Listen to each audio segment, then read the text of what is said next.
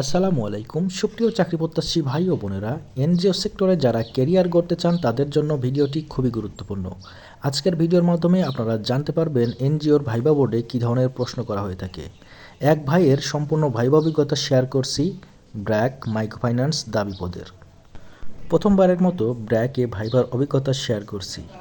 আমি আসবো sir? Sir আসেন, বসেন, ডকুমেন্টসগুলো অন্য স্যারকে দেখিয়ে দিতে বললেন। আমি আমার সবগুলো ডকুমেন্টস দিলাম। এরপর স্যার জিজ্ঞেস করলো, আপনার নাম কি? এমবিএ কোন ইয়ারে? এখন কি করছেন?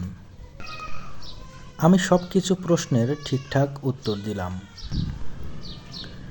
এরপর স্যার জিজ্ঞেস করলেন, আপনি কি আর কখনো ব্র্যাকে পরীক্ষা দিয়েছিলেন?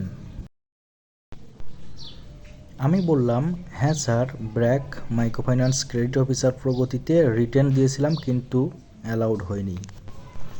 এরপর স্যার জিজ্ঞেস করলো, আচ্ছা, একজন আপনার কিস্তি কোনোভাবেই দিতে চাচ্ছেন না, কি করবেন?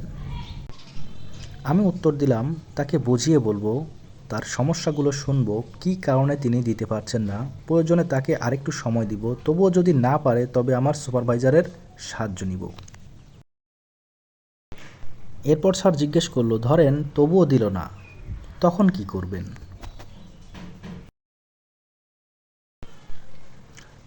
আমি বললাম, তবুও যদি না দেন তবে যেভাবেই হোক চেষ্টা করব আদায় করার। প্রয়োজনে ঊর্ধ্বতন যারা আছেন তাদের সাহায্য নিব, তবে জোর করব না, কারণ ব্র্যাক গ্রাহকের উপর কখনো জোর জবরদস্তি অ্যালাউ করে না। তারপরে কিছুক্ষণ চুপ থেকে জিজ্ঞেস করলো, আপনি কি নার্ভাস? পানি খাবেন? সকালে কি কিছু খেয়ে এসেছেন?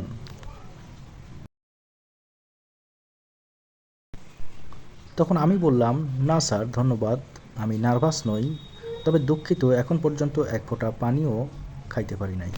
এরপর স্যার জিজ্ঞেস করলেন, কেন, কি সমস্যা, আপনি দুঃখিত কেন?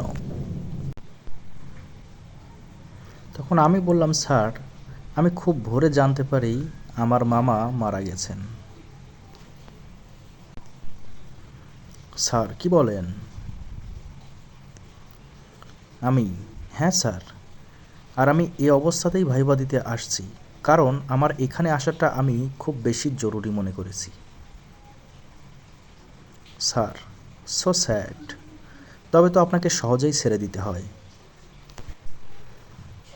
আমি, হ্যাঁ স্যার, তবে সমস্যা নাই স্যার, আপনি প্রশ্ন করতে পারেন। অন্য স্যার জিজ্ঞেস করলেন, আচ্ছা বলেন তো, আপনার পাশের বাসায় দুজন ঝগড়া করতেছে, আপনি জানেন দুজনেই খারাপ মানুষ, আপনার কি করণীয়? আমি, স্যার, প্রথমে আমার উচিত তাদের কাছে গিয়ে তাদের বোঝানো যেন এমনটা না করেন, কারণ ঝগড়া কখনো ভালো কিছু বয়ে আনে না। তাদের সমস্যাটা বোঝার চেষ্টা করব।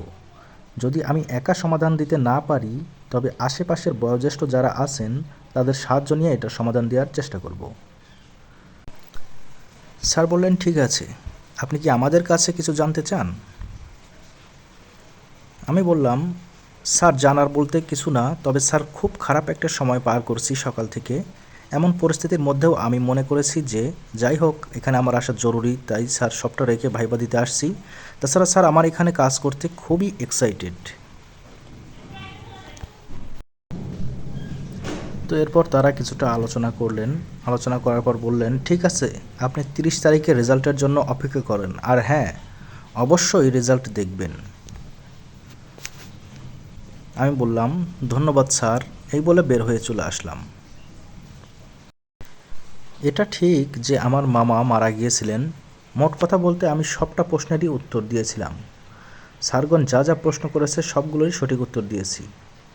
এটাই হলো আমার ভাইবা অভিজ্ঞতা, আর আজকে পরীক্ষার রেজাল্ট হয়েছে এবং আমার রেজাল্ট হয়েছে, তো আমি পাশ করে গেছি, এই হলো আমার ভাইবা অভিজ্ঞতা। তো এই ছিল আজকের চাকরির ইন্টারভিউয়ের ভাইবা অভিজ্ঞতা। তো সম্পূর্ণটা আপনাদের সামনে কিন্তু শেয়ার করলাম। তো আপনারা দেখতেই পেলেন ভাইবা বোর্ডে কিন্তু প্রশ্নের চাইতে নিজের সম্পর্কে বেশি জিজ্ঞেস করা হয়, এবং টেকনিক্যালি আপনি যদি উত্তরগুলো দিতে পারেন তাহলে কিন্তু আপনার চাকরিটি হওয়ার সম্ভাবনা 100% বেড়ে যাবে। লিখিত পরীক্ষার পাশাপাশি ইন্টারভিউ সবচেয়ে কিন্তু বেশি গুরুত্বপূর্ণ, তাই আপনাদের সবার উচিত লিখিত পরীক্ষা যেমন ভালো করবেন, ভাইবা বোর্ডে খুব স্মার্টলি প্রশ্নের উত্তর দিবেন, তাহলে আপনার চাকরিটি কিন্তু হয়ে যাবে। আমি নিজেও কিন্তু ব্র্যাক ক্রেডিট অফিসার প্রগতিতে চাকরি করতেছি, আর আমি প্রথমবার ব্র্যাকে ইন্টারভিউ দিয়েছিলাম, প্রথমবারই কিন্তু চাকরি করতেছি। ধন্যবাদ সবাইকে।